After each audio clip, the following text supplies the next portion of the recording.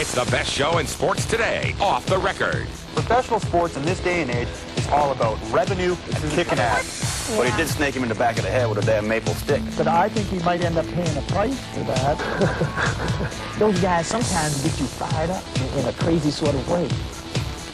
Off the Record with Michael Landsberg. See it, live it, TSN.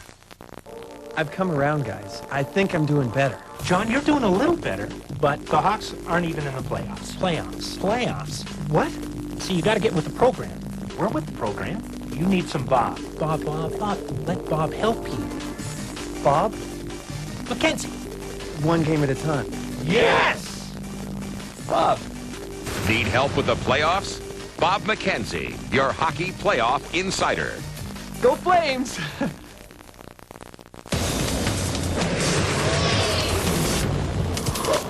See it, live it, TSN.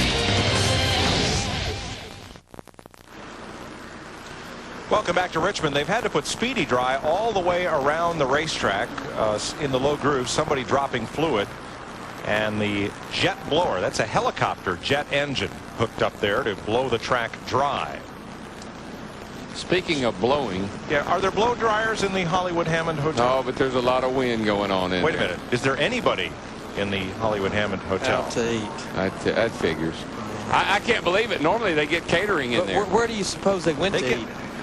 Look, chairs is empty. I know they're out to lunch. Yeah, but we know that. They're also out to lunch somewhere. Now, we got 40 cameras here. You'd think we could find them. Hey. All right, wait a minute. They want grits. What? I don't. You don't know what grits are, do you? Is that part of the grill on the car? No. That's grits over there. Oh, okay. Back there is what you call good southern eating. This is not caviar. You can see it. You got some sausage, some eggs, country ham. Yeah, by the way, potatoes. By the way, the guy on table 43 said you look good in an apron, too, which I heard. I'm telling you right now. I wonder what they're eating up in the booth. You think they're a I got news for you right now. They got a lot of bologna in the book. Yeah, and a lot of ham, too. I guarantee you that.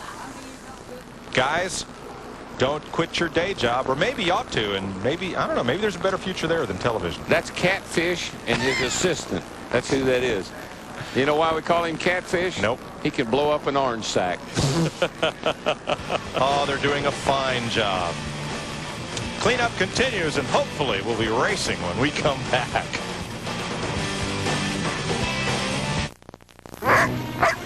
What is it, boy? Somebody stuck in a well? Wendy. Wendy's stuck in a well? No. What about Wendy's? Their bacon mushroom melt is back? Nice. Come on. When you get that craving for Wendy's bacon mushroom melt with 3 strips of bacon and mushrooms in a cheddar sauce, We're taking a shortcut. it's impossible to resist. Thanks, I just got it cut. Wendy's bacon mushroom melt. When you gotta have one, you gotta have one. And now Wendy's pickup windows open late so you can eat great even late. See you later. From coast to coast for close to 70 years. After decades of testing and billions of kilometers on the road, the Gunk family of automotive products has continued to stand tall through many generations. From lubricants to sealants to cleaners to performance additives. And through it all, we've managed to withstand the harshest test of all, the test of time. Trusted by Canadians since 1931. Available everywhere, including Parts Source and Canadian Tire stores. 25 years of summer tradition, coming down to one moment, throwing smoke, fastball, curveball, cutter, sinker, bringing on the heat, 1 inning, last pitch, final out. It's my turn now. Jays, Mariners, TSN tomorrow.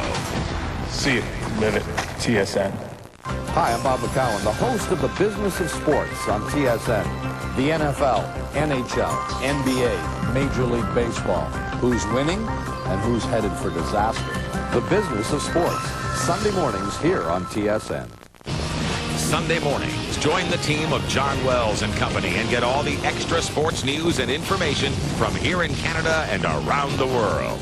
Insight, analysis, commentary, and compelling features about subjects that matter to dedicated sports fans. Focus on the week that was and the week that will be in the world of sports news and information. Sports Desk Extra with John Wells, Sundays on TSN. Join TSN's Rod Smith on Canada's #1 source for sports news and information. Sports Desk, weeknights on TSN. Wave the green flag. We're racing again at Richmond. 215 laps. Ricky Rudd, Rusty Wallace, Mark Martin take off on the restart. I think Rusty probably made some really good adjustments. That was a timely caution for him because his car had gotten off a little bit. I'll be curious to see if he can go back up there and kind of strike out like he did before early in the day. 17 lead lap cars. Kenny Wallace, first of those, a lap down in 18th. Ricky Rudd seemed to think that Tony Stewart was kind of playing with him, so we'll see what Tony does as he moves around Mark Martin. Oh, trouble right here on the front. Kurt Busch goes spinning, and a lot of brake and tire smoke trying to avoid him. Here comes Peoples all over the place trying to get laps back, but I don't think they're going to make it this time. No, Kenny Wallace way too far back to have a run at Ricky Rudd. Fourth caution of the night. It comes at lap 218. Of course, it's just 1 or 2 laps after a restart. He just got loose. And guess who helps him on around? Matt Kenseth, teammate, 17 car. But Kurt definitely had gotten loose before Matt ever got near him. Right. Darrell, if Kenseth hadn't helped him around, did he risk being punted from behind? What he risked was kept going. Is the car turning dead right. What he risked. Oh. Because he had it sideways. When it come back around, he'd have shot right straight across in front of everybody and probably wiped out a bunch of cars. So I guess if you want to be kind to Matt Kenseth, he did him a favor. Because there were about 20 or 25 cars right behind him coming at him. Oh, yeah. Here they all are from Dale Earnhardt Jr.'s Bud Cam. Saw Ward Burton in the 22 car really had to lock his tires up. And that old yeller smoke comes flying up off those tires. Now, Andy Houston turned around in turn 2, knocked out of the race. Jeannie's with him. Yes, Mike Joy. He's standing there. Well, everybody's pitching in on his car. Ricky Craven's crew, Ricky Rudd's crew's over here as well. But you got some help on the track. A little love tap from Ward Burton. Was that a rookie initiation? Yeah, it was. And, you know, the McDonald's Ford was running awesome tonight. Started 34th, worked our way up to 11th. Had an ignition box problem and lost a lot of ground, and that's what got us back there. But Ward Burton evidently has some kind of problem with me. He run over me at Martinsville under caution, and now he just takes me out. I mean, no rubbing, no bumping or anything to make the pass, and passed him clean, and he runs in the back of me and spins me around. But don't even know the guy. Never really talked to him. All I know that for some reason he doesn't like me. But the drive-through crew is going to try to fix this car and get back out there, just get some points. All right, we'll try to get to the bottom of this. Matt Yoakum?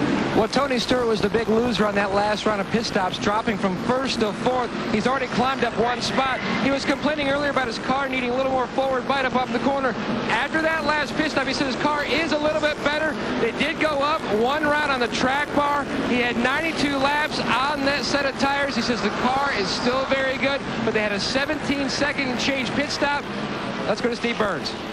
Well, Matt, Ricky Rudd's team didn't make any adjustments to the 28, but the 2 bunch did. They came in 4th, 1 out 2nd. While they were on pit road, they lowered the track bar 1 round. Also took a pound out of the left front, the left rear, and the right rear. Dick? Lots of significant adjustments around me. Jimmy Spencer, Dale Earnhardt Jr.'s crew both removed spring rubbers. Bobby Labonte's crew took it out of the right front, trying to make that car handle a little bit better. Upstairs. And back under green at lap 221. Andy Houston is the only car in the garage. Even Ricky Craven's made repairs and come back out. And he may not know Ward Burton, but he was getting ready to send him a little telegraph there with that helmet. Kenny Wallace again trying to get back on the lead lap side by side with Rusty, but Ricky Rudd is pulled out ahead of them all. Just looking out at Kenny Wallace's car right here. He'd love to stay with these guys. There goes Rusty right on down in there, right under Ricky Rudd. Kenny outside. Trying to get outside with him. Tony Stewart in that 20 car. Ricky Rudd said he was just playing with him. He's pulled right up on the rear bumper in 3rd place. Tony's got that. He's got that good outside line. He goes in a little high, runs through the center of the corner, and then as we saw earlier, he can cut that thing right to the bottom. So that car is hooked up. Right behind them, Jeff Gordon underneath Mark Martin, and that will change 4th place. He's diming the quarter off now. He drives in, lets it float up in the middle, then he turns it right to the bottom. Here he comes up high. Dale Jarrett coming. First move toward the front 5 we've seen from Jarrett tonight. Well, I think he got a wake-up call there a little bit ago when Todd called him and said that 20 car was coming. He's been fast ever since. His pit crew redeemed himself on this last pit stop. He picked up about 2 spots. This is the same car that Dale Jarrett won Martinsville with about 3 or 4 weeks ago. That's a good hot rod, we know. Boy, after these restarts, boy, very intense racing. Kevin Harvick in the 29 car right now. He's a lap down. He's in 19th position. You see Steve Park come around the outside and take him 3 wide down into turn 1. And that's easy to do here, Mike. You get 2 guys racing each other, one on the outside, one on the end, one next to each other, and that leaves a whole lot of room down this big sweeping front straightaway to drop to the bottom. But you can't make the turn that way. We'll have Winston Cup action on FX in 2 weeks. NASCAR's All-Star Night, the Winston from Lowe's Motor Speedway in Charlotte. And very seldom have we had a Winston that wasn't filled with controversy. Always controversy in the Winston. Well, of course, you're not in it this year, so I'll be able to create some controversy. Okay. 70 laps, though, no points. The teams, they pull out all the stops. They put those qualifying motors in there. They set those cars up to run free, going after that big pot of gold. 30 laps, and then a 10-lap shootout for, what, $250,000. Pretty good night's work. I like that Saturday night like that. And no points to worry about? They let the rough side drag on that Saturday night. Looking back from Kenny Wallace as you watch Wallace at work trying to hold off Jeff Gordon, who is the 4th place car. Kenny's car's working pretty darn good. I mean, you watch him with his hands on the wheel, down into turn 1. Kind of got his hand right over the top there. Car not too tight, back in the throttle. Whoa, whoa, got a little loose off of there. What I see right there, Darrell, is he's not driving the cars deep in the corners, Jeff Gordon, but Jeff Gordon's paying a little price getting off the corner because of how deep he's going in the corner. And when you drive in hard, you got to keep your foot on that brake a little bit longer, and it just keeps the car from turning. When your foot's on the brake, the car will not turn. You got to get off the brake. Right there in turn 1 and 2, you saw how much ground Jeff Gordon made up on him. Look how much he lost down the back straightaway because he didn't get back to the throttle as quick. Kenny's oldest brother, Rusty Wallace, trying to pull away from Ricky Rudd, and he's about 7/10 of a second up on Rudd right now. On this track, 7/10 of a second is about 6 or 7 Trouble, big trouble. Down the front, cars going everywhere. Blaney and Michael about 10. They're still wrecking the 5 car. And here comes the leader. Caution out, spotters backing everybody down. Kenny Wallace could not get his lap back, despite Rusty jumping on the brakes, and the accident scene is pretty clear when they get there. Michael. A lot of damage to the rear of that car. Everybody got their car going. Yeah, but there's a bunch of cars that, particularly Terry Labonte and Michael's car, were torn up the worst. Here's how it started. Coming up off turn 4. Really, as I just had said, after these restarts, it's some really intense racing going on back in the field here. Ooh. Oh, I see Kenny Schrader and Bill Elliott bounced off each other. Michael was there. Bobby Hamilton slides through. Casey Atwood spinning right through the middle of it. It's like I said, you can get 3 wide. The track is wide enough down the center of this front straightaway, but when they get down here to the closer to turn 1, something's got to give. Kenny and Bill Elliott get together and turn Michael around. Dale Jr. does a good job avoiding it. Bobby Hamilton got some damage.